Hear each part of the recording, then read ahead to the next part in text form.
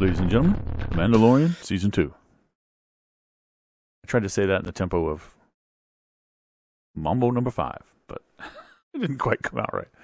Close enough. Anyway, howdy folks, and welcome to a reaction to Mandalorian Season 2. I didn't do a reaction to Season 1, right? No, I didn't.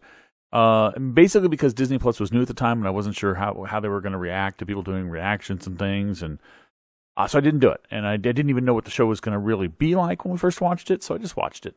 Loved it. Yeah. Could not wait for Season 2 to come along. I've reacted to... Did I react to... I think I reacted to the trailer, right? Mayhaps. I reacted to the trailer. But anyway, I'm reacting to the series now, as promised on our podcast, Tuning Into Sci-Fi TV, if you're listening to that show. I'm going to react, and we're starting with, of course, Season 2, Episode 1, called Chapter 9. No idea what it is. This is Friday evening. I had to work, so couldn't do it in the morning. By the way, I just wanted to point out something on the back over there. I've got stickers and things on my behind me that you guys might notice. People have pointed out some of the DVDs and things over there. I got the Ruby Girls in two places. I've got Achievement Hunter. I've got a Tucker Got sticker, but I've got two I Voted stickers. If you've been watching my channel, you know that there's one that's been up there for like a year, and then the other one's come up. I just want to make sure you understand that I'm not voting twice. I'm just keeping stickers every year I vote, starting last year. I started voting long before last year, but last year is the first year I started putting a sticker up there. So anyway, I don't know what else to say about Season 1. It was great. Ended really well. I'm looking forward to what's going to happen with the Darksaber. I did not watch the animated series. I've heard from people who have. I mean, you can tell when if you're watching the reactors from Season 1 from that final episode, you can tell if they watch the animated stuff, because as soon as they see the Darksaber, they're like, oh, they're freaking out because they know what it is, and everybody else who hasn't is like, well, that's cool. What is that, like a lightsaber? Oh, he's got a lightsaber. That's cool. That was me when I first saw it, because I didn't know what it was, but I'm very curious to see what happens there. We've heard rumors of certain cast members who are characters coming onto the show who are characters in the animated stuff, from what I understand. So I'm looking forward to that. I'm looking forward to a particular casting that may or may not be Boba Fett. I don't know. We'll find out. And I don't know if any of that's going to take place, or we're going to see any of that in the first episode. Likely not. Although if it repeats the pattern from Season 1, we'll run into a character or two here in the first episode that may come back later in the season, I guess. Maybe. I like how it's calling it Chapter 9. It's not starting over again. These chapters are continuing. The numbering is continuing, which is really cool. Anyway, enough talking. Let's go. Navarro took some high-value target and went rogue. Oh boy. We just heard a quote from Ming-Na Wen, right? So, are we right that that character didn't die and she's coming back? I mean, why else would they play her quote, right? By the way, if you're new to my channel, I do pause. The reason I pause when I want to talk about a point is so I don't miss anything. So many times reactors will just talk over what's happening and they'll completely miss something. I've got subtitles on so I can make sure I don't miss something said. I don't miss hearing it myself. And I pause when I have a lengthy something to talk about. And the reason I do that is because I don't want to interrupt. And I want to make sure that my thoughts are out as soon as I can, because I'm old. I have a really, really bad memory. And I don't want to say you're taking notes, because then I'll miss something. So if I have a thought I want to share with you, I'm going to pause it and I'm going to talk. Here we go. Darksaber. I know now. I continue to be really, really impressed by what they're doing with the child, with the mostly actual,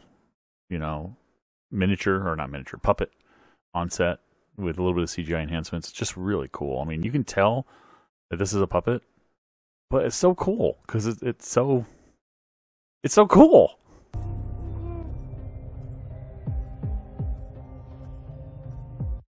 Of course, I say that you can tell that's a puppet, and somebody's going to say, no, actually, sir, I watched the behind the scenes, and that particular shot was 100% CGI. I'll believe it, because the CGI is being done to make it look like the puppet, remember? That's cool. Oh, enjoy the fights. This is that scene. We know that's coming up, where he says, he goes where I go, and then they have, Yoda, baby Yoda, the child's going to encase himself. Oh, I'm looking forward to it. That's the problem when you see the trailer. You see really cool scenes like that, but it'll still be cool. Your shiny shells. Those guys been hunting them down? To rise. Oh, Beskar. I've grown quite fond of it. There's the scene. I'm not.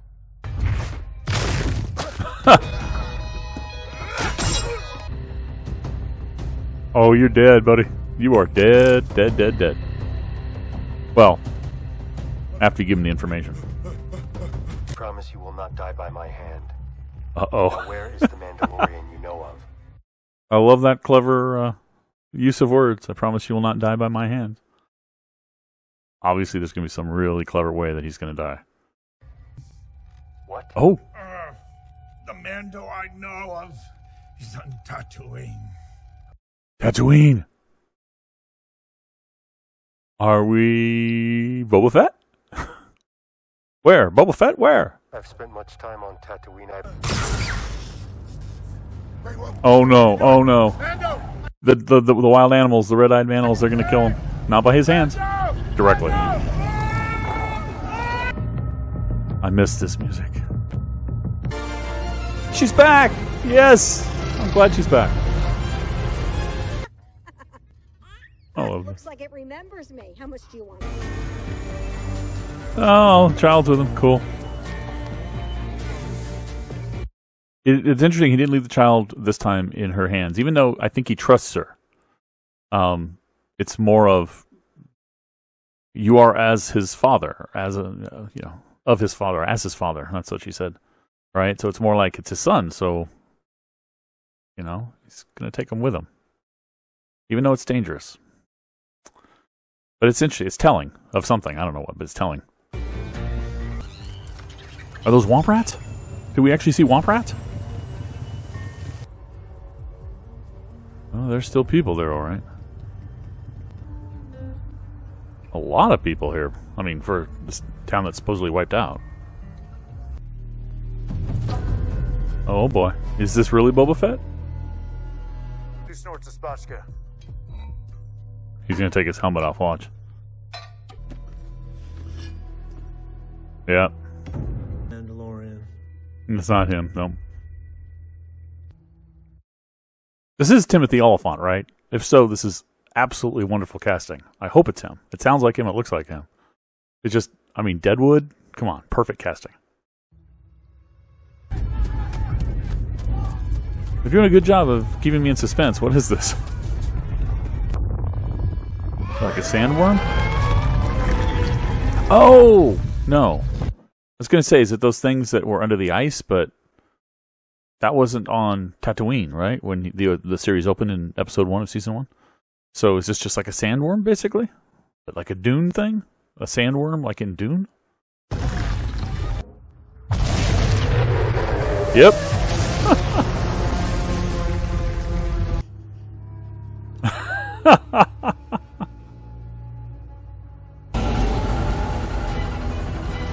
His is bigger than Mando's.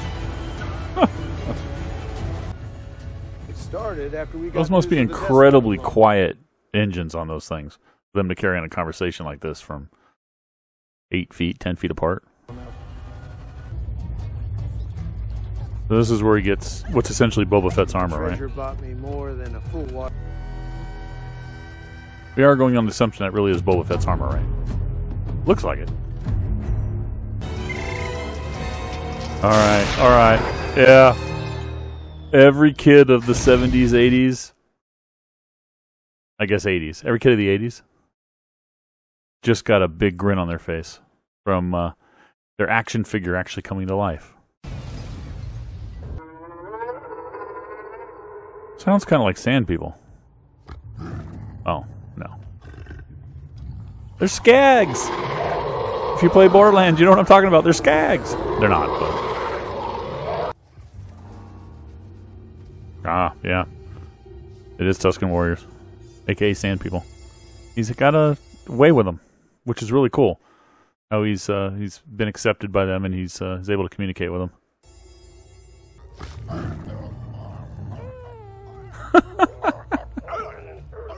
That thing wants to eat child. Very cool seeing him be ridden like this. That's just awesome. Oh, wow. I wonder if It lives in there. these They say it sleeps. these binocs or whatever they are here, they're called, are these the ones from season 1 that the new bounty hunter had taken from him by Mando to give to the Sand People? Are these them? I'll have to go back and check the image. That's pretty cool. It lives in an abandoned. Uh-oh. It ate the wrong one. Oh, They might be open to some fresh ideas. no.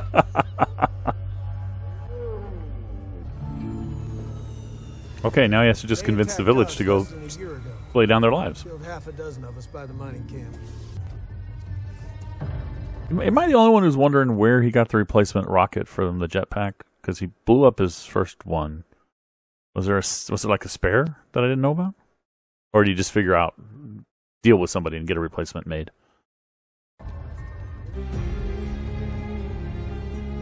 That's just one absolutely gorgeous shot. Real question is, will all these explosives even be enough? I mean, the Sand People won't know. They've never tried to blow it up. I don't think they're, you know, their physics and their explosion experts and their demolition experts is probably not the top of their list of things. So you would imagine the miners would know, but the miners don't know the animal as well as these guys do. So I sure hope that with the miners knowing what the explosives can do, combined with the Sand People knowing what the creature's size and everything else, or how it's made, whatever they know about it. Somewhere we must have missed it, but somewhere they must have had kind of a little bit of a powwow where they kind of put their heads together and figured out what would actually work. They must have sent somebody over with information, unless they gave it all to Mando or something. So, I mean, there's a real possibility they can get this thing to swallow all the explosives. I assume that's what they're going to do. And detonate them, and it doesn't actually kill it? But then again, this is The Mandalorian. The episode is more than halfway over. It'll probably kill it, right? Oh no, this poor guy. Oh, he went to detect whether it was awake or asleep. Okay. But we have to hit it from below. Okay, so they're not going to actually get it to swallow them. They're going to, he's explaining it. They're going to bury the charges. Okay, got it. Open the cave, then blow it up.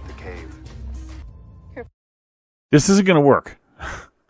I can already tell this isn't going to work, right? The best laid plans. It's not going to go over the explosives.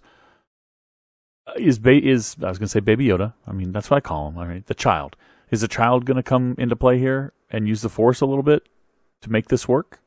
Maybe? Because the child all along has been watching and paying attention very carefully. The camera's very good at focusing on the child actually listening and paying attention.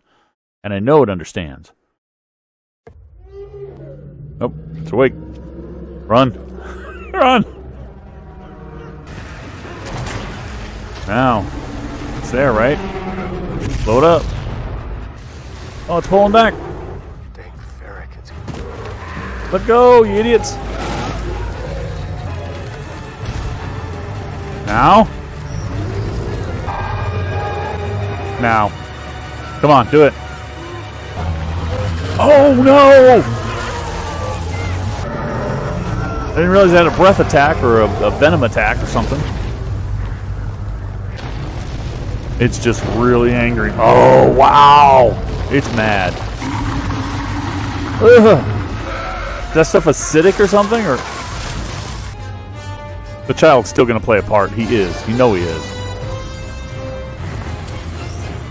The eye is his critical spot. Shoot him in the eye.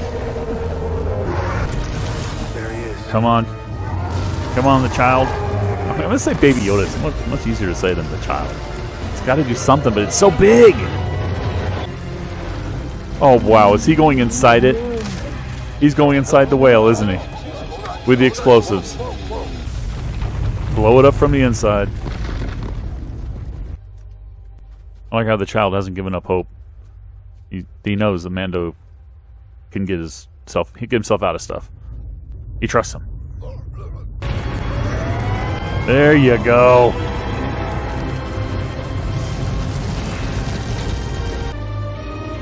Oh yeah, it's dead. Taking a piece of it? I Why? didn't have time to explain. It's like a pearl, huh? Very cool. That was really cool. Oh no! Before we see his face. I like everybody else at this point, I was probably thinking to myself, well, I guess Boba Fett isn't in it. Even though the guy who played Jango Fett was cast. And we figured, well, he'd be perfectly cast to play the older Boba Fett, right? Because Boba Fett was his clone. He looks exactly like him. So an older version of that actor would be an older version of Boba Fett. But then when the Boba Fett armor was found by the Jawa, I just kind of concluded that Boba Fett was dead. But now when they think about it, how would they have gotten the armor? If it was digesting, I mean, I guess it wouldn't digest because it's Beskar, but I guess maybe Boba Fett himself just discarded it. So is this Boba? I mean, this has got to be Boba Fett, right? Kind of with Sand People gear and not a sand person per se, because clearly he's not. But okay, there we go. Let's resume it. Let's see what they show us. Oh, it's him! It's him! That's him! Oh my God, it is Boba Fett. That's awesome that he's still alive. He's all scarred up, but man, he's still alive. And he saw what happened. He knows the Mando's there. Mando's got his armor. Are they going to cross paths? I don't know. He doesn't seem to want to be known as a Mandalorian. He never really... I know, a lot of people say he never really was. Technically was one. He himself had stolen the armor. Actually, Jango had stolen the armor. And Boba had inherited it. Or something like that. Maybe Jango was, but Boba never was. So Boba was the one who was pretending to be a Mandalorian. I don't know. Anyway, whatever. I wonder if they cross paths. I mean, obviously they're going to. They cast him. They didn't cast him just for that shot. He's going to show up later in the season, I imagine. But if he's not really a Mandalorian, how can he help? I don't know. We'll see what happens. But anyway, aside from that, that was a great bit at the end. Aside from that, it was kind of a very classic sort of Western / whatever. I mean, a very Western feel, right? You got the town, you got the natives. They come up with some. They agree to some to a truce because they have a common enemy or a common thing they have to fight. And so it's very Westerny. Obviously, anything set on this on Tatooine kind of has that feel. Anything when the Mandalorian does. But I did enjoy it because I kind of assumed that the child was going to do something. Now, a lot of people who are like really love the child and the Force and everything are going to be like, well, we didn't see any Force and the child didn't do anything. He just sat there and watched the whole time. Yeah, he did. But it did a good job of making me think he was going to do something and then he never had to do it. It was Mando who did it. I love how when Mando, basically did the whole into the whale thing, that the child did not, because the child has expressed kind of concern before. We've seen it, we've heard it in the what sounds he makes. He didn't seem concerned. It's like, okay, I trust this guy. I trust my dad, my new dad, or I know what he's doing or something. He's not. The child is not as innocent as he's. I mean, he may be innocent, but he's not as ignorant of the world or dumb or inexperienced or unwise as he kind of leads us to believe. I think he's some people have joked, and I wouldn't be surprised if all of a sudden he just starts talking. Hey, how's it going? Yeah, hasn't been quiet the whole time just because he's been scoping people out. I don't know. I don't think that's the case, but it's still kind of cool that he wasn't needed. That Mando was able to figure it out, that they did succeed. I knew they would by the end of the episode, and I like that about The Mandalorian. Things do carry on. There are after effects of things. There are stories that carry on through the season. But the story of the week, for lack of a better term, is usually concluded in the week. Unless they have a special like 2-parter like the season finale. It's usually concluded. The particular task, the particular story is usually concluded, but then it continues on. Something else continues on from that. So I kind of expected that to happen, and I did think they would kill it. I didn't think they wouldn't. That would make no sense. So I'm glad. It was done really well. It was exciting, visually stunning. The effects are just amazing these days. I mean, the first season was awesome. This season seems to be a step up. It's just incredible. The scope, the epic scope of a lot of the shots and the effects, and that explosion just looked so. I'm not a FX expert kind of guy. I'll leave that to Corridor Digital or something. But man, it looks so real, quote unquote. With the speed and the physics involved of everything as it exploded, it just looked so cool. Really glad. So I'm glad this is back. I hate that we have to wait every week for it, but I also love that we have to wait every week for it because it gives us time to really think about it. I'm the kind of person who loves like Netflix shows, just kind of digesting them when I'm really into the show. Just mainlining them, as they say. But I'm cool with this being week to week. I like it. It gives us also a chance on our podcast to talk about it. So check us out, tuning into sci-fi-tv.com. I'm sure we'll be talking about that in the next podcast. So thanks for watching, guys. Let me know in the comments what you thought. Are you excited about this season and about Boba Fett at the end? What do you think? What do you think he's going to do? What role is he going to play? I'll catch you next time. Bye-bye.